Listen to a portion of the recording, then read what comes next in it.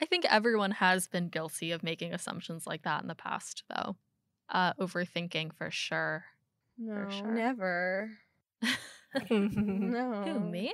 Yeah. No, I'm completely rational. Okay.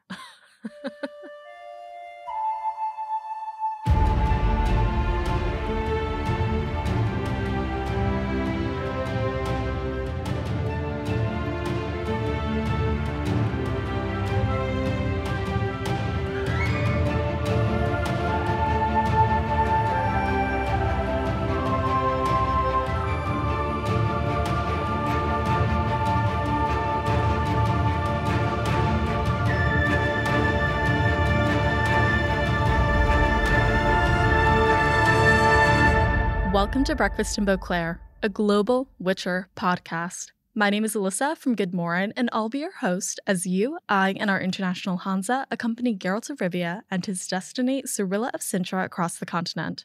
Thanks again to everyone who joined our Instagram live yesterday. Head over to Breakfast in Beauclair on Instagram for a conversation with Lale from Mahakam Workshop and the selection of our giveaway winners. Big congratulations to our grand prize winner, Dan from the Netherlands, who will receive the Griffin vs. Geralt manuscript poster from Mahakam Workshop, as well as to the winners of the Breakfast in Beauclair pin packs, Mike from Belgium, Maddie from the US, and Bo from the US, and the winners of the Breakfast in Beauclair sticker packs, Kim from the US, Andrew from Slovakia, Caitlin from Canada, Evelyn from the UK, and James from Australia.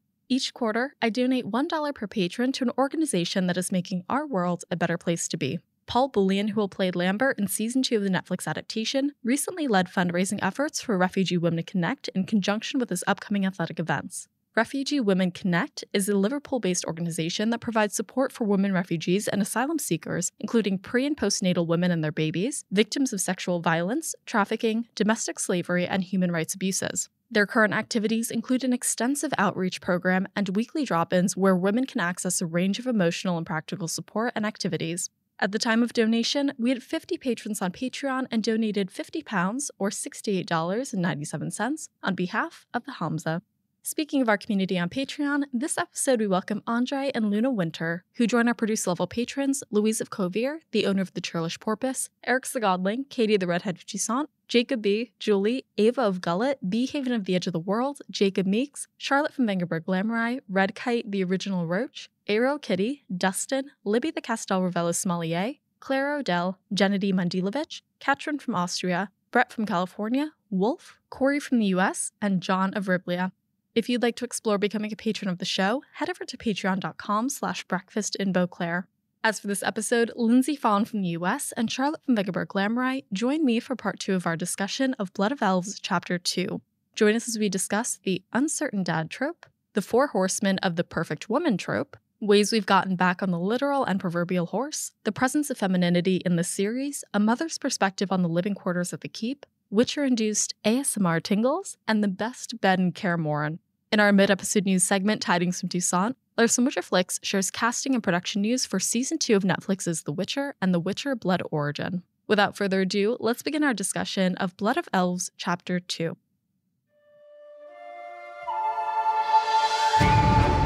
At this point, Geralt comes and greets them, as do some of the other Witchers. So Triss meets Cohen, who's there for the first winter with them. She sees Lambert, Eskel. Ciri runs off, and Geralt goes to take Triss's stuff to the stables, and Triss goes with him. Things get super shady here because at this point, Triss takes advantage of the opportunity, and she flings herself toward Geralt and kisses him. The excerpt itself here, because it's from Triss's perspective, has a lot of emotion and a lot of passion associated with it, and then acknowledges that Geralt has little to no response about the whole thing. So we don't learn a ton about why this has happened at this point. We will in the next section. But it does seem very sudden, and then the moment is quickly interrupted. Yep, that's kind of the end of that section. Yeah. I don't know if this is strange. I kind of got this almost jealousy of like, we're just meeting Triss. Like, why does she seem so familiar with Geralt, and why is she so familiar with Kaer Morhen, and how has she been here before, and in what context, and why haven't we heard anything about it? And yet she's throwing herself at him, and she's clearly very enamored with him. I think she's staring at him. she's studying his features. She mentions the way he looks like he's aged, but not in a way that's like a physical aging, but like a mental aging. And like he's just seen more since the last time she saw him. And I'm just like, what last time? What is happening between these two? And like, why don't I know about it? I felt a little excluded from the club. She gets dropped into it like we should know what's going on, and we have absolutely no idea what's going on. Yeah. And I was like, this is not fair. I don't know. Did either of you kind of get that feeling when you read it for the first time? Yeah, we were like, when I read it, I was just like, okay, who are you? Yeah, like excuse me, you don't just run up to Geralt and kiss him. Like you don't do that. It's Yennefer's territory. Like, what are you doing? To be fair, I think Sapkowski does this with a lot of his characters. He just kind of like introduces us to somebody who, like, in the grand scheme of things, may or may not matter, but we learn more about the world through their firsthand interactions. Yeah. And that's kind of what we're getting here with Triss, where we're not told this like 30-page epic about like her previous relationship with this person or with anybody really. We just hear about it through these brief and intimate firsthand moments. So whether that's from her dialogue with Geralt here or her dialogue with Vesemir when he alludes to the fact that he kind of saw her grow up, we just get little bits and pieces, and it's up to us as readers, as Sapkowski's readers specifically, to piece everything together.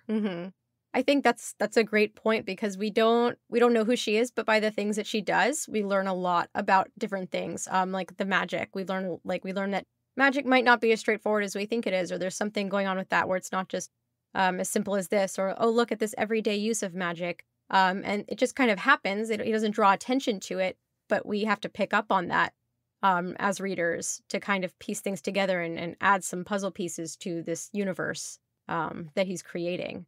And then I realize it kind of makes me laugh, because one of my first thoughts was, gosh, Geralt, like how many sorcerers are you going through? Like how many? Like why sorceresses and how many? And what is your thing there with them? Is it because you both, you have some sort of like shared view on the world because of, your magical nature? And Geralt, like pick one and just, leave it at that. Yeah. But I think that also might just be, my attachment talking. So I really enjoyed this whole like entrance into Kaer Morhen scene. Obviously it's described as having these dramatic snow-covered sharp peaks everywhere. In my mind, I kind of view it as like a little view of the Himalayas, because that's where the warrior monks train, and oh look, it's Kaer Morhen, and who's training there? Of course, there's this image of the stoic, super trained warrior monk training in the mountains, and like you get that from the landscape as they're approaching the keep. But one of my favorite parts of this is you get your first intro to the Witcher fam. Yeah. You know what I'm saying? You get like Uncle Vesemir, you get Cohen, you get, oh god, Lambert and Eskel. Lambert and Eskel, and like we haven't met them. You know what I'm saying? Like, these are the bros. Like, these are them. Like, these are the last ones. They're right there. They're all right there, at least as far as we know.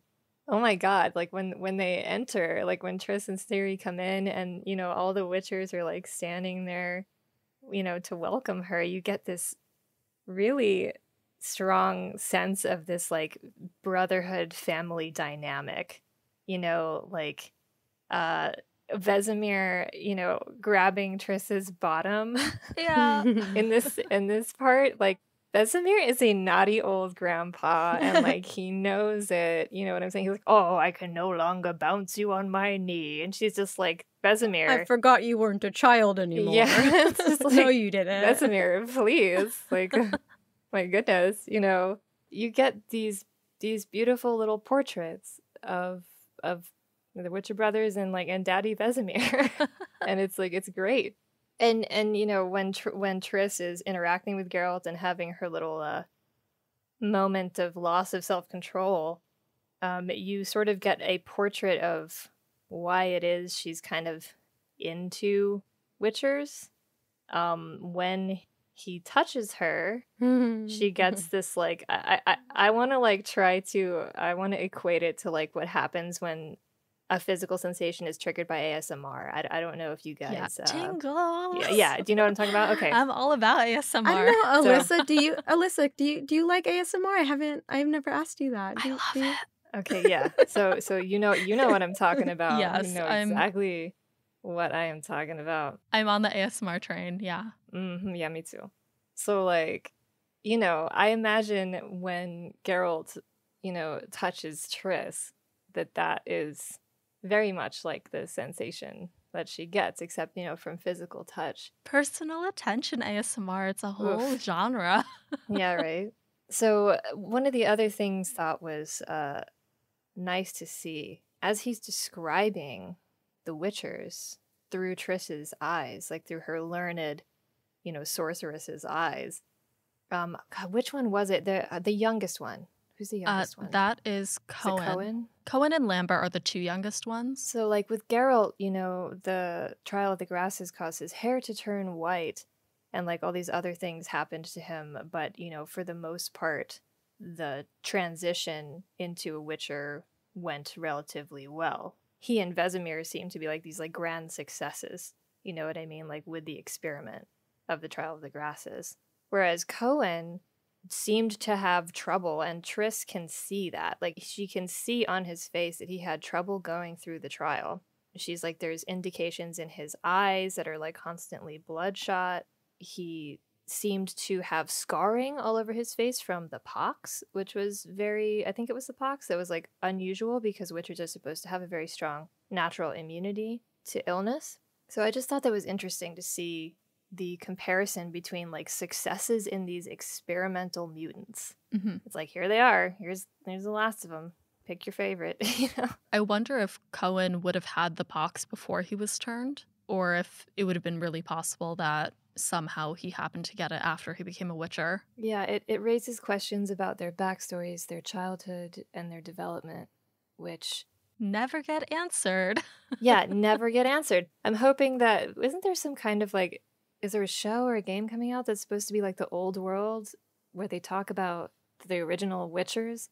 There are 2 Netflix spin-offs. Blood Origin, which talks about the conjunction of the spheres and the creation of the first Witcher. And then there's also Nightmare of the Wolf, which is the animated series about Vesemir. Yes. Not too much is known about those spin-offs, but... And, Triss makes a note of, telling the reader that, like, Vesemir is, like, an artifact. Like, Vesemir is unbelievably old. Like, he's old even for a Witcher. Like, what is Geralt? Like, 90 or something? Like, Geralt's, like, 90 years old. And so Vesemir is, on the time scale of sorceresses and wizards who live hundreds and hundreds of years. Mm-hmm. Lindsay, were you going to say something as well? Yeah, when she was talking about the pox, and I think that Triss, I think at some point says that she thinks that they're trying to develop more Witchers, and they're not picking from, like, they have slim pickings essentially. Doesn't she mention something like that in this chapter? Yeah, where she like observes. Yes, I think she does. It's like the children that began to be abandoned with the Witchers or something were like sickly or weak. Is that what you're referencing? Yeah, I think so. I mean, I don't have the book in front of me, but I kind of vaguely remember her saying something about noting about the type of people that they started to try to turn recently, because they haven't really done it in a while. I guess I didn't realize that. And this is the first time we're seeing other Witchers, correct? Yes. I believe so. Did we see one more prior to this, or like in passing, or they mentioned someone in passing? No. So in the Netflix series, they did have a previous Witcher open up Betrayer Moon, which was episode 3. Mm-hmm. But at this point in the series, I think throughout all of the short story books, we only hear Geralt reference Vesemir once throughout The Voice of Reason, which was the in-between chapters of the Last Wish compilation. However, I think this is our first time meeting any other Witcher. Especially if you watch the show first, there's a little bit of that. Which one am I thinking of? Am I thinking of the show? Am I thinking of the books? Especially if it's been a long time or you're removed from it. So when I got to this part, and I'm like, wait a minute, we've seen other Witchers, haven't we? Or no, maybe we haven't. And that kind of just makes this moment really big, because you also get this feeling like that Geralt is like if he doesn't say it, you at least get the feeling that there aren't many Witchers left. And I think people, even in passing, kind of like say, oh yeah, there aren't really Witchers left, things like that, or one day we're going to run out of monsters and there's, we're not going to need you guys. And so you kind of really do get this small world feeling of, Witchers you're not just going to find one here and there. And then you get to see them. But I think that, the way you described it as a kind of like a brotherhood. This little wolf pack, the Wolfie boys, Yeah, a little wolf pack, exactly. Like they're just standing there in the gate with all their weight on their left leg, all ready to pounce and stuff. Here we are. We're the Witchers. It's a generational portrait. Yeah. From like Cohen through Vesemir. You know what I'm saying? It's like, that's it. Yeah. That's all they got. Mm-hmm. I think it does a really nice job of continuing to build the world, and for us to learn a lot more about Geralt specifically, just because we only saw him in these specific situations, but we didn't learn a lot about his backstory. So I think it's nice to have a little bit more context for why he is the way he is. Yeah, I think the show takes, I don't know if the show is referencing something we learned later that I haven't learned yet, but I think the show, when Geralt's having those visions of his mother and he's kind of delirious and all of that, are they taking some artistic liberties or some creative liberties when they're describing that scene? Because we get a lot more in the show of that than we do in the actual book when that scene is happening. He has like hallucinations of his mother and all that, but I don't think we actually get to see anything of him being a child or his mother leaving him in the way that the show kind of depicts that. No, we don't really get flashbacks in the same way. Mm-hmm. We do hear a little bit more about his childhood as I said, in The Voice of Reason, when he's talking to, I think, Iola. Mm-hmm. It must be in one of the earlier parts of The Last Wish. Mm-hmm. But yeah, not quite in the same way that it happens in the Netflix series. Yeah. Yeah, you get an idea of what his childhood was like when you get into the keep, and this is the first glimpse of how he was raised. As we watch Ciri scampering about the parapets and stuff, you can imagine Geralt doing the same. Mm-hmm. It's that whole generational reflection thing. It's like, all right, we thought Cohen was the last one and the youngest, but there's fresh blood now. Yeah, and I think especially, I guess I'm kind of the motherly perspective in all of this. It's kind of like my role at this point, but I think that seeing this as a parent, it's very sad. Thinking of all these children who didn't have their parents abandon them, or they were taken from their parents or something like that, and they're living in this castle. The beds aren't really beds, and there's no love, except for the love that maybe Vesemir has given them. But that's not the same as having parents. It makes me really sad. This whole chapter, I think, was very very hard for me to read when looking at it from that perspective. And I think that you alluded to this earlier as well, is like Ciri has bonded so closely with Geralt. We'll see it grow throughout the rest of the series, but it definitely builds here in this chapter. There is a part that I found interesting where Triss takes her hat off and her hair comes flowing out of it. Oh yes. And it said that Ciri was looking up and admiring her hair. Yeah. I was like, what? Ciri doesn't seem like the kind of girl who, would admire something like that. But then they kind of explain that Triss's hair is natural. It's not done up in curls and stuff like a noblewoman, and it's not, it's not all covered and stuff. Oh yes. Sapkowski, he was the only people that wear their hair in the manner, that Triss does are sorceresses and whores. Yeah. And then maybe Ciri's looking up at her and being like, she's allowed to do that. She's allowed to have her hair like that. I want to be a woman who can just, have their... It's her first real glimpse of femininity in months. You know what I'm saying? That goes back to that. That surprised me that somebody like Ciri that would kind of look at femininity as far as we know so far and kind of cling to it. Of course. She's in a developmental stage of her life. She's about to go through puberty as far as we know. She's still prepubescent, right? To the reader at this point.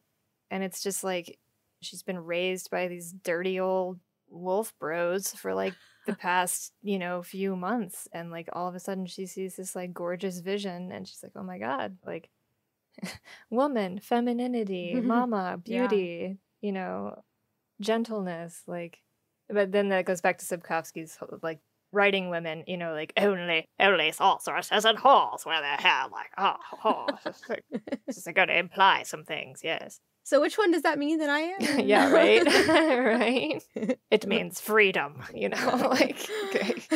It's definitely interesting, and it actually reminds me of, like, the opening to Blood of Elves, in which Dandelion serenades a bunch of people under this great tree, and we learn more about everybody on the continent. Sapkowski's able to take this very universal characteristic, just hair and hairstyles, and then actually detail, like, different classes and what it means in the Northern Kingdoms and in their society. So super interesting, weird stuff in there, but... Yeah, it's the dichotomy, it's that dichotomy of the dark, dank, stone, cold, animal skin, steel and blood, to the feminine, silky, shiny, soft, smells good, pretty thing going on there. Yeah. It is noted that she takes off her hat before she goes to try to hit on Geralt as well. Yep. So that, as we'll learn in the next section, Triss doesn't really understand her reason for being in Kaer Morhen, so she's pretty much free to make assumptions and guesses and hopes as to why she might be there. So at the end of this, Vesemir tells Triss that he has prepared and found the best bedroom and the best bed in all of Kaer Morhen for Triss. Triss says all this stuff about, like, if this is just for heirs, then fine, I'll stay in the best bed, but the best bed isn't the one in the tower, it's the one with Geralt. And it's just like, oh god. Down, girl. And in the next section, we then see her in the best bed of Kaer Morhen. Alone, Triss contemplates the reason for her presence amongst the Witchers. She spends this whole section kind of thrashing about in bed, tossing and turning, thinking about why she's been summoned there. We learn a little bit more from her perspective about her relationship with Geralt and her seduction of him. It answers a lot of the questions that we had about why they had the interaction they did in the stables. Apparently, Triss had kind of gone the way of all sorceresses, had that cycle of, like, amusement and delusion when it came to intimate relationships with other people, and came across Geralt at a point when he and Yen had parted. It details her fascination with their relationship, and then talks about her seduction of Geralt with the help of some magic.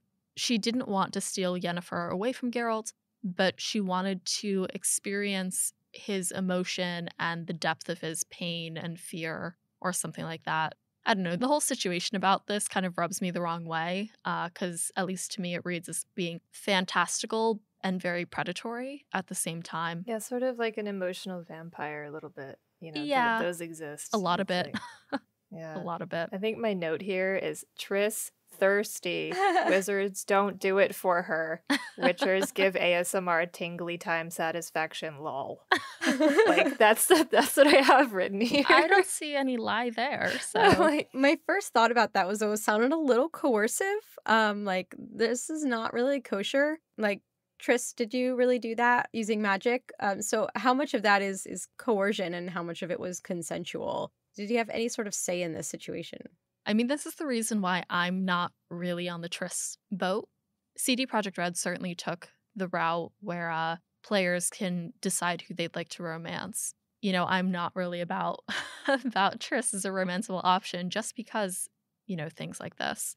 Oh, so. Team Yennefer forever, baby. Yeah. Team Yennefer forever. Yeah, I'm not really sure how on board you can get when the relationship begins in such a coercive manner.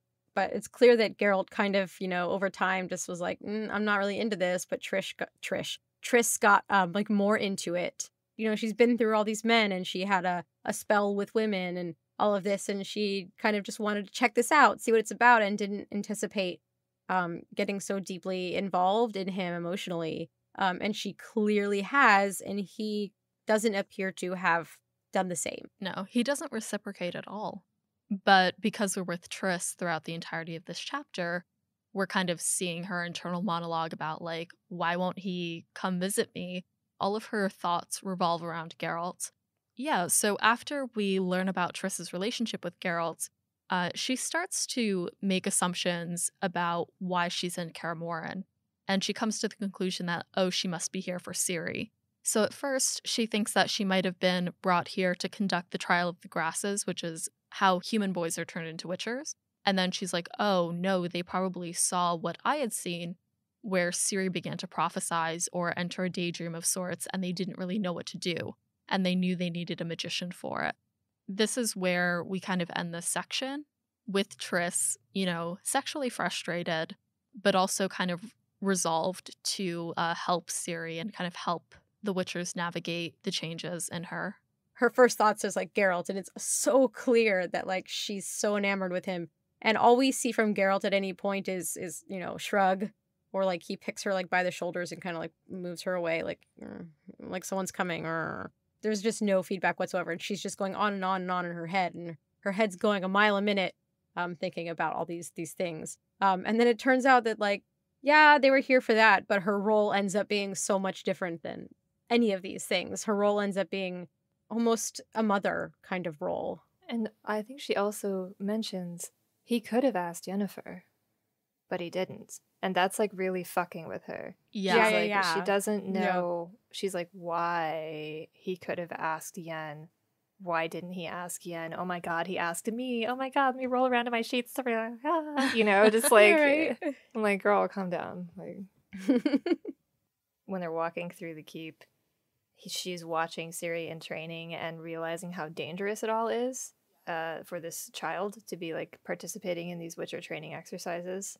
And I just found that there were some similarities that I drew between men writing women in novels, which is like, the women that are respected by men have to be number 1, beautiful, number 2, powerful, number 3, deadly, and number 4, with skills men respect. And like, that's Ciri. You know what I'm saying? Like, is she a princess? She powerful, she deadly, and she has all these skills that the men, the Witchers, the wolves, respect. So like, it's interesting. You see these tropes, played out, and like, I'm all for it. You know what I'm saying? Like, as a young girl growing up, I needed powerful girl role models that could do stuff. But it's just like when you start seeing it through this other lens, it just kind of starts to get a little bit like, oh, that's not a character for girls. Like, you can make it for girls. Like, you can make it a strong role model. But at the same time, like, you really have to, when you look into it, it's like, okay, well, who is she trying to impress? You know what I'm trying to say, though. Yeah. And Triss is all like, oh my god, she could slip, she could break her ankle. And Geralt is just all like, don't tell me how to raise my child, basically. He's like, my culture's different. This is my culture. This is my house. He gets all grumpy about it. I think it's cool that this chapter specifically is all about, like the gender norms and kind of dichotomies between those. Oh, yeah. And it's funny that you bring that up, because the Witchers do seem to respect Ciri in that way. They don't think like, oh, she can do this, but we're gonna give her like the easy girl version of it. They don't do any of that. They give her, they train her in the exact same way they would probably train a young boy Witcher, which at first glance is like kind of cool. But then you bring that up where she's all these things, and then it kind of makes you like, well, why does she have to be so hyper competent to get that respect? Yeah. She shouldn't need to. That says a lot about women in stories. Yeah, I mean, it's a social commentary for sure. Like, especially from Sapkowski's viewpoint, this is how he's writing. This is, things that are prevalent in his culture leak out into the books. You know what I mean? Like, then that's part of it. It's like the only women that are really respected in these books. What kind of women are they? And what kind of women are not, Yeah, that makes me kind of reflect on my own life and think, I don't consider myself hyper competent in anything at all. Do I not deserve that kind of respect? It's nice to see women depicted in books and in movies and things where they're a person and they have, faults and normal human qualities, and they still deserve respect. I don't think it's not really like a poorly written character. I think it's just a commentary on how people are viewing Ciri and the way that culture kind of is around her. Yeah, that it's that same dichotomy. It's like, you could look at it this way, or she could be a phenomenal role model. Yeah, she could be a terrible trope that makes girls feel like they have to overachieve in everything in order to be respected, or she could be something to strive for. something like a light at the end of the tunnel. You don't have to, live a certain way. You can do the non-gender normative thing, like you can do that. Yeah, you don't have to let society like girlify your life. Exactly. Yeah. And also you were talking about that with your perfumes. Like you don't let somebody decide that like this is for men and this is for women. Especially like young girls need to hear that. Young boys as well. Boys don't need to have things masculinized to be suitable for them, and girls don't need to have things girlified to be suitable for them. Yeah, you can look at that both ways here. It's either, I look up to her and I want to kind of be like Ciri, or like I'm kind of disappointed that I'd have to be so perfect for people to like me. So yeah, it's like seeing it both ways is really interesting. Yeah, the lenses of perspective can make you dizzy sometimes. Yeah. Oh yeah. And I think just to add in like a little bit of commentary on Sapkowski, if I can find the interview or the article in which it was mentioned, I'll, certainly link it in the show notes. But I believe he's on record as talking about the women in The Witcher as being influenced by his mother, who Sapkowski's from Poland. And, during World War II, while the men were on the front, all of the women were at home. He's spoken about growing up in a very matriarchal society and having that influence and that experience color the way that he's written the women in The Witcher. I think that a lot of what I see in his books is that Sapkowski clearly respects women, but he writes about them through the lens of a man.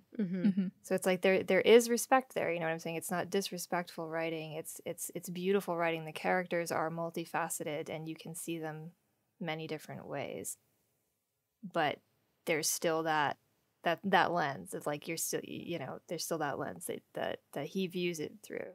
Only really outsiders can really, comment on, you know what I mean? Like, yeah, I mean, he spends so much time talking about breasts throughout the series. Oh God. And this specific chapter is no exception because he, squeezes that in. I mean, everybody loves boobies, okay? Can you blame him? Boobies are great, Oh, dear. Sorry, little segue there.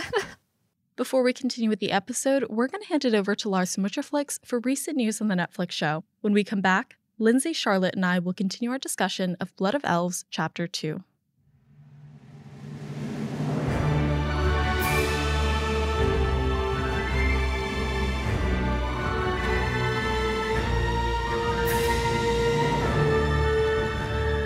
Hey, it's Lars from Witcherflix, and this is Tidings from Toussaint. Welcome back, everybody. It's over, it's done. The filming for Season 2 has finally finished, and post-production has begun. On April 2nd, Netflix wrapped filming and celebrated it with a nice little behind-the-scenes video, where showrunner Lauren Hissrich revealed some little tidbits about the filming process. She said that the Witcher production for Season 2 involved 15 locations, 89 cast members, and 1,200 crew members. All in all, filming lasted for 158 days, and they shot in 1 to 3 units at the same time. Moreover, the video confirmed that Season 2 will definitely air in 2021. It was a big production and a big step up from Season 1. In a Variety article, Lauren Hissrich talked about the filming for the new Season 2. It has been fantastic to shoot The Witcher here in the UK. We have filmed at some incredible locations, including Fountains Abbey, Blee Tarn, Hodge Close, Frensham Ponds, and of course our comforting home at Arborfield Studios. We've assembled the best British talent and crew who have been passionate, professional, and brilliant partners through such a complex and unprecedented filming experience. Now we can't wait for everyone to see all of the hard work that has gone into this production. And now the big process of post-production starts. For Season 1, it began in May-June of 2019, and the final episodes were released on December 20th in 2019. If the production time will be similar or slightly longer, we can expect Season 2 in October or November 2021. In casting news, Redanian Intelligence posted about several new, quite important characters and their actors and actresses that will appear in Season 2 of The Witcher. First, Redanian Intelligence has learned that the flashback scene will have a young Geralt and a young Vesemir. They will be played by actors Alexander Squires and James Baxter. This flashback scene will also include actor Tamer Hassan, who will play a non-book character named Daglin. We already know this character from the official synopsis for the animated Witcher spin-off movie about a young Vesemir called Nightmare of the Wolf. Here's what it says. Long before mentoring Geralt, Vesemir begins his own journey as a Witcher after the mysterious Daglin claims him through the Law of Surprise. so it's very likely that Daglin is also a Witcher. In other casting news, a bunch of book characters and show-only characters have been cast. After Redanian Intelligence revealed the appearance of the Wild Hunt 2 weeks ago, they now add that British actor Sam Hazeldine will play the role of Aradine, the leader of the Wild Hunt. Hazeldine appeared in shows such as Peaky Blinders or Nightfall before. 2 historical characters from The Witcher's history will also appear, almost definitely in flashback or vision sequences. The legendary elven sorceress and series ancestor Lara Dorren will be played by Niamh McCormack. The elven oracle Ithleen, or Ithline, who prophesies the end of the world, will be played by actress Anne Furbank. The scribe Jarre, who lives and works at the Temple of Melitele in Elanda, will be played by actor Joseph Payne. Actor Ed Birch, known for roles on The Last Kingdom or Wonder Woman 1984, will be King Visimir II of Redania. Moreover, 2 newly created mysterious characters in Season 2 have also been cast. Polish-British actress Anya Marson will portray a character named Voleth Mare. She is described as a very old white-haired woman, a demon who roams the land, bargaining and preying on people's deepest and darkest desires. A character named Aelne will be played by Emily Bird. It is likely that she will play a sex worker who joins a group of soldiers that she isn't afraid to boss around. Last but not least, The Witcher Season 2 was visited by a very special actress in its final days. According to Redanian Intelligence, a barn owl was present and will appear in Season 2. I think we all know that the owl will play a very important sorceress when she is shapeshifting. There's also some not-so-great news to report about the Witcher spin-off miniseries Blood Origin. A Netflix spokesperson talked to Deadline.com and had the following to say.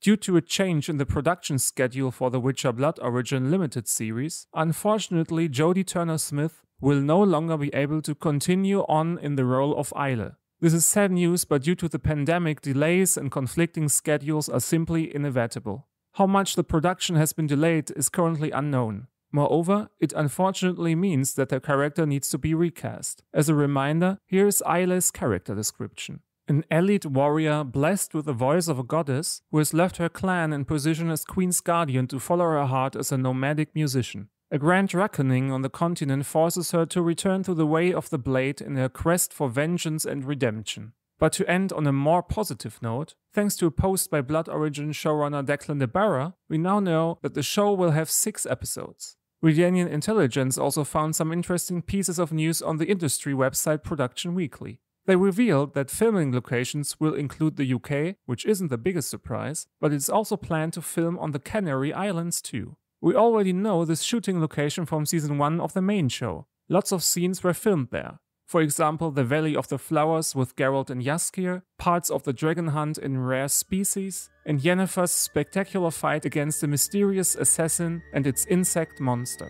Anyway guys, that's it for me for today. I hope you all stay safe and well. We talk again in the next episode of Breakfast in Beauclair. Until then, thanks again for listening and good luck on the path.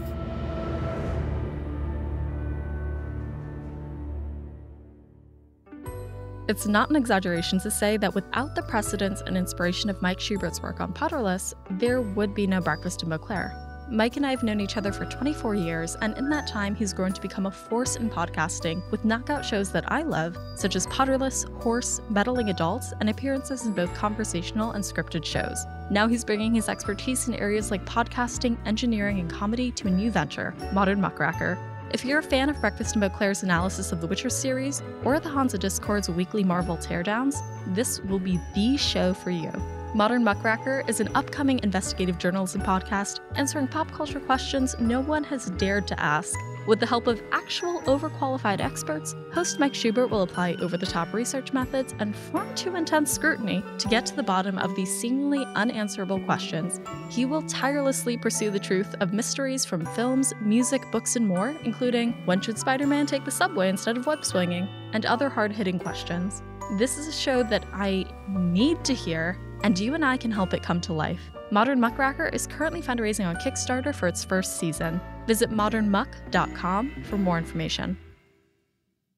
Hey everyone, welcome back from the break. When we left off, we discussed Triss's meeting with the Witchers in the Keep and her first night in the best bed in Kaer Morhen. In the next section, while mending Ciri's clothes, the Witcher girl confides in the sorceress.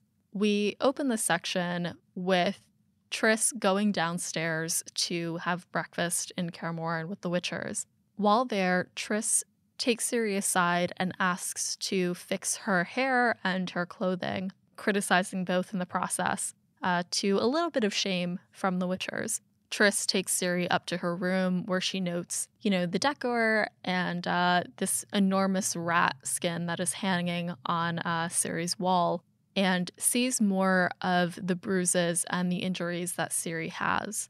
This section ends with a surprising request from Ciri as well.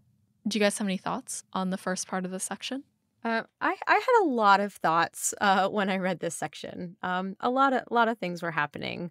First, she obviously killed a rat and skinned it and hung it. And yeah, I get it. There's a difference between wild rats and, beautiful fancy rats, but still, it makes me really emotional. So that has nothing to do with the book and everything to do with me. Oh, rat mommy. Yeah, I was very sad. But also, human mom side of me was also pretty sad. The description of this room, just very, very bleak. Her bed was not a real bed. There was nothing personal, nothing comforting. And then you think of Geralt had the same kind of room. This is what he grew up in. This is the atmosphere he had. This was the nurturing, safe space that he had. And when you're a kid, your bedroom is kind of like that safe space for you. All your familiar stuff is in there. And here Ciri is. She's been ripped from her home. Her grandmother is dead. She doesn't have her home anymore. And now her room is this, stone, dark, just cold, colorless place. And I'm wondering if that affects her, if she thinks about that, how that plays on her emotional state as a child, because she's a child when it comes down to it. And children need certain things in their life. Having personal items and familiar things around you is one of those things that children need.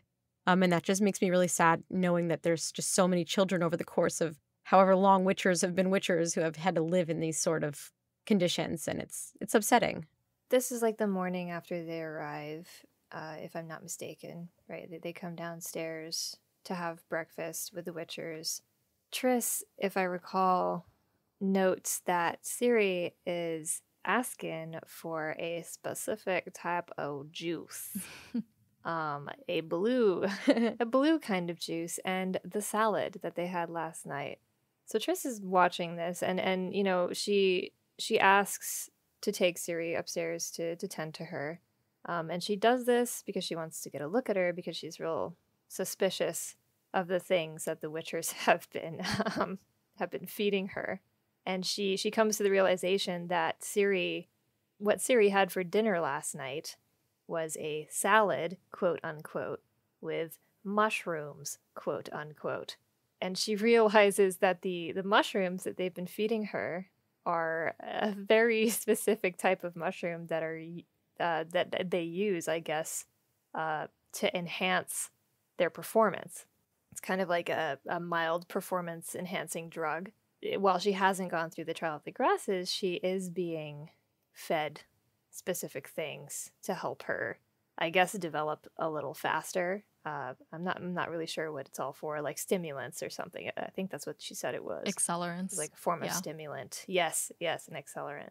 So like watching her eat, watching her ask for these things, she's suspicious. It's also stated in this section that when Triss wakes up, she does herself up.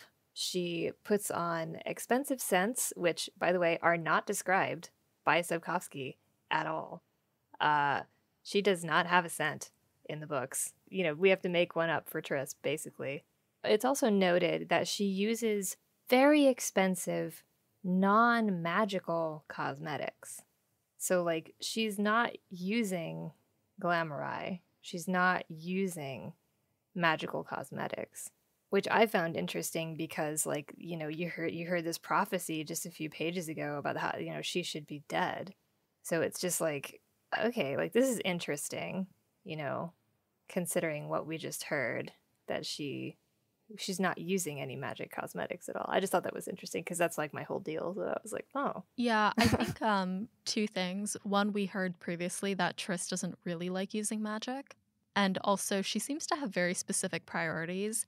and a lot of them seem to revolve around her appearance, at least where we are in the series right now. Actually, when you bring that up, the fact that she doesn't use magical products, it kind of reminds me of when she healed Ciri's leg and then her hand like starts itching. And I'm wondering if they have some sort of effect on her body that she just is not, she doesn't like. She finds it unpleasant. We'll definitely get to that and what importance that has for Triss and how magic seems to affect her despite her status as a sorceress. Triss, in order to, update Ciri's clothes, asks her to undress and put on something else for the moment so Triss can work on her new little uniform. And when Ciri does this and she undresses, Triss sees all of the bruises that Ciri has received from training. They're super, super severe. Triss is kind of getting angrier and angrier, asking Ciri where all these fresh injuries came from. And Ciri is just very nonchalant about everything. She's like, oh yeah, that one's from the windmill, this one's from the pendulum, those ones are from the comb. It's very matter of fact to her. Like, this is the way that she's been living for 6 months to a year. There's a few cute quotes from her. Geralt says, I'm already good at the pendulum. He says, I've got flair. I've got flair. And then there's another little quote about her being on the comb and Triss asking her, did the comb wallop you? And Ciri says, how can the comb wallop you when it's buried in the ground? Triss asks, like, when you fell off of it, did you lie there for 2 days in pain? And Ciri says, no, like, that's silly. Cohen rubbed it and put me straight back on the comb. You have to, otherwise you catch fear. And Triss is like, what? And Ciri says, you catch fear, didn't you know? Even when something bad happens to you, you have to go straight back to that piece of equipment or you get frightened. And if you're frightened, you'll be hopeless at the exercise. You mustn't give up. Geralt said so. It's kind of cute, but also, of course, speaks to her training as a witcher here in Kaer Morhen. The boys, I'll call them, they don't make any special arrangements or any special, they don't take it easy on her. Anyone with half a brain, and I excuse me for saying that in regards to these boys, but anyone with half a brain would see a young girl covered in bruises and be absolutely horrified. But to them, it's kind of just, it happens. Maybe she shouldn't have been so slow and gotten thumped by that windmill and she wouldn't have that bruise. And the fact that Ciri now also thinks that's completely normal. She's like, oh yeah, I got that from this. I got that from that. She's obviously picking up on some of these weird thoughts that, I don't want to say clueless. I feel like I'm going to get so much shit for this. These kind of like clueless things that these boys, I mean, that's kind of what they are. They're a little bit clueless. And now Ciri's kind of like, yeah, what's wrong with that? They're just bruises. I don't want to relate that to gender, but I'm finding parallels in my life in regards to how men and women view like their children. A bruise is a bruise. Oh, they fell over, it's fine. And then, Triss as the woman is like, this is unacceptable. And Geralt's all like, don't tell me how to raise my child. Don't talk to me about my child again. There's like a huge canon of like this, just like the incompetent dad trope, or just like the uncertain dad trope. Like you see this with like Full House, exactly. For example. Like The Rock has done like a bajillion movies in the same trope. So I think it does play into an idea of incompetence that is already embedded in society, which kind of is a shame because you have a lot of very competent fathers. What Triss steps into definitely follows that literary norm. Yeah, that incompetent father trope. And men get really upset about it, and rightfully so, because it's very much, it's not a universal thing. It's not even probably a common thing. Men are much more competent and they are just as skilled caregivers as women are. But there's a reason this trope exists, and it comes from experiences, even if those experiences are just from like female perspectives and how we view things. And, if they're not doing it the way we want them to do it, then it's obviously not the right way. So I think that has a lot to do with how that trope came about and less to do with, them actually being incompetent. But that's definitely what's coming out here. And I'm curious as to whether or not what you were talking about with Sapkowski's upbringing, if the way he's playing with these gender norms with that trope has something to do with it, being raised by a mother who did everything and the fathers were like not there. I'm wondering if that plays into the dynamic that exists between Triss and Ciri and the Witchers. It's a good question to pose. Charlotte, do you have any thoughts? Well, I definitely, yes, I do. Just give me a second. When they're up in Ciri's room and Triss is, under the guise of getting her new clothes, Triss actually did want to see the state of Ciri's body, just in general, to see like where she was in her developmental process, either, as a Witcher or as a source, which I don't know if has she hit on that yet? I think when she's sleeping in the best bed in Kaer Morhen, she kind of like says like that's why they want to talk to me, because she's a source. Yeah. Yeah, and I think while she was having that little like internal monologue in her bed, she even says to herself like, I need to get a good look at her. I need to see how she's coming along. So, she gets her to disrobe, and she's, fixing holes in her jacket with magic. It's this really cute little like girl time bonding moment that they have, where Triss is fixing her jacket and Ciri's like, oh, my jacket's magical now, this is awesome, and Triss is talking about, sewing her some new clothes with a bewitched needle, asking Ciri about her upbringing. Ciri has a bit of a bad flashback to having to to do, menial labor stuff when she was, I guess, on the run. But I thought that was kind of cute, this little bonding moment. And Triss's shock at Ciri's injuries was interesting to me, because I think that it is implied that the Witchers didn't even know that Ciri had those bruises.